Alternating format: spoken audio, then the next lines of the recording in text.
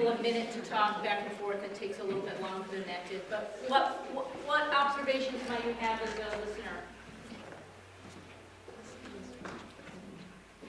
Person was paying attention. How did you know they were paying attention? Eye contact. Eye contact.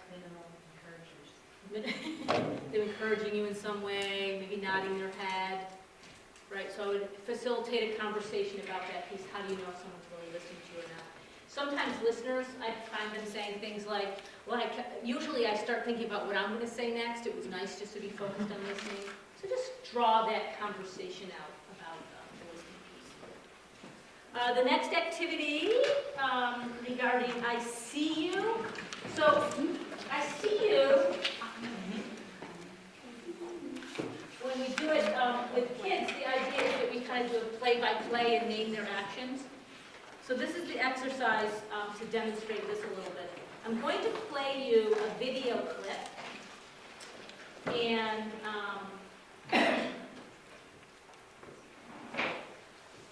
I'm going to turn off my projector so people can't see what it is.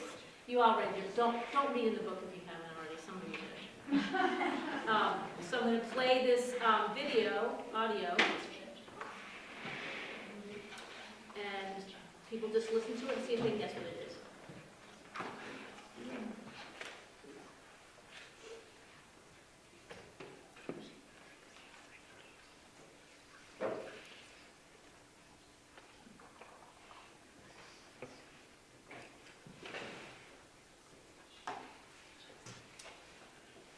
One time you watch the audio, then all of a sudden your stuff is muted.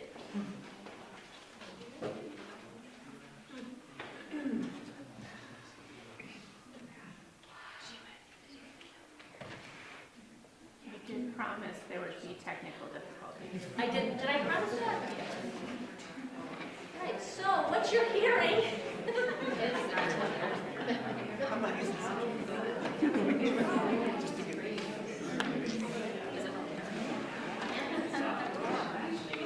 Oh, anyway.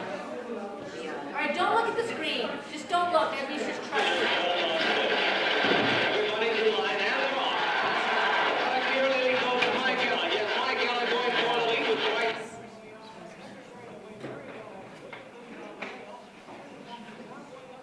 Just turn it close when we usually. The Secretariat, Sham on the outside is also moving along strongly. And now it's Sham. Sham and Secretariat are right together into the first turn.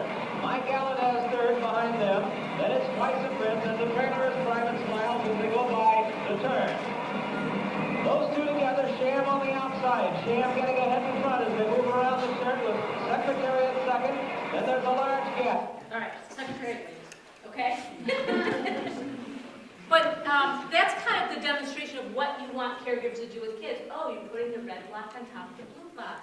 Now you're driving the train across the floor. You know, just to do that kind of piece, it's a play-by-play. So this is just, again, another example. I was doing this at our last Train the Trainer, and Adam from CSAC, I played this, and I did just what I did today is I cut it off before we got to the end. He was like, oh, I know what it is. I saw it when I was a kid. Please play it till the end. So some people are really connected to this story. Okay.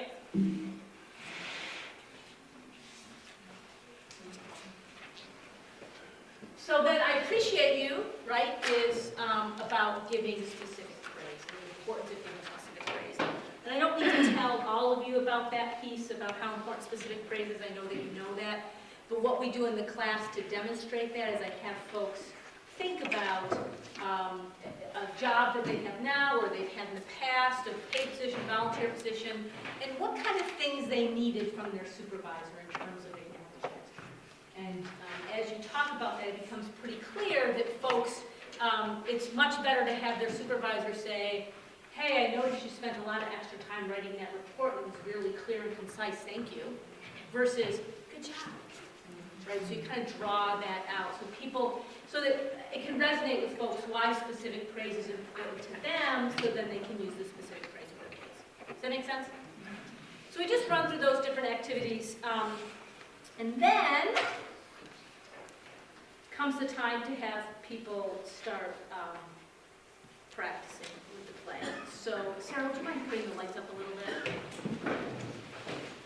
So not yet, but in a minute we're going to practice, and I just want to share with you, as have been working on this class, this was the part that I hated the most, was doing with toys and play.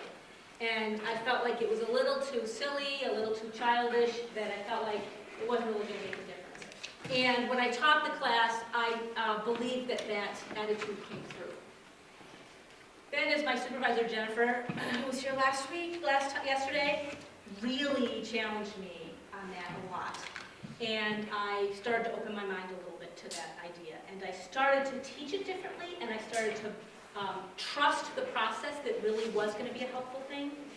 And what did I notice? Caregivers came back and talked about how it was helpful to them, how they learned about other things. So if you're like me, and you're one of those naysayers about this being a thing that's not really helpful and very useful, it is helpful for all of us to practice things before we really do them. And unfortunately, many of our caregivers are too busy and too overwhelmed to spend time playing with their kids. And giving them permission, giving them direction to spend time playing with their kids will reap incredible benefits for them. So even though this play practice can be awkward and weird, it is very helpful. So the direction that we give people is we're going to practice toys in here, and then we ask caregivers for the rest of the class, we're now at week 4, until week 10, that they spend 5 minutes a day playing with their child. It's not a lot of time. I know sometimes even that is very difficult. When you've got multiple kids, or you're working and raising, it's hard, but if we keep holding that bar, by the end of the 10 weeks, we have caregivers who are playing with their children more than they were on week 4. And we also have them playing with their kids differently, right? They're joining with their kids in a different way, and you know, the data that Jennifer shared about how they had improved relationship, improved behavior, I think a huge part of it is because they spent that one-on-one time playing with their kids. All right, so it's enough of my lecture. Here's how this is going to work. You're going to take turns being a parent and a child. And the child is going to just play with the toys.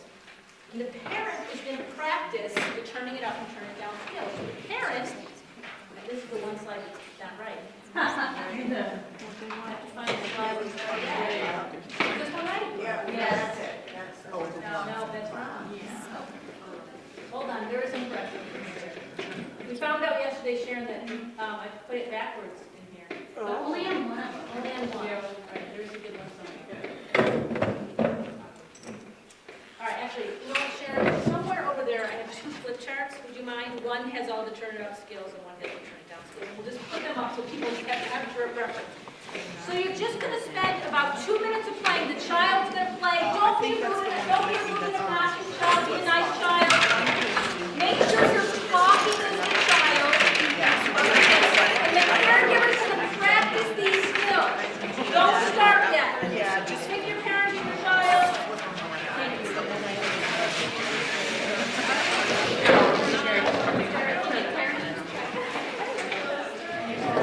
Thank you. Yes, please. Does everyone raise your hand if you're the child?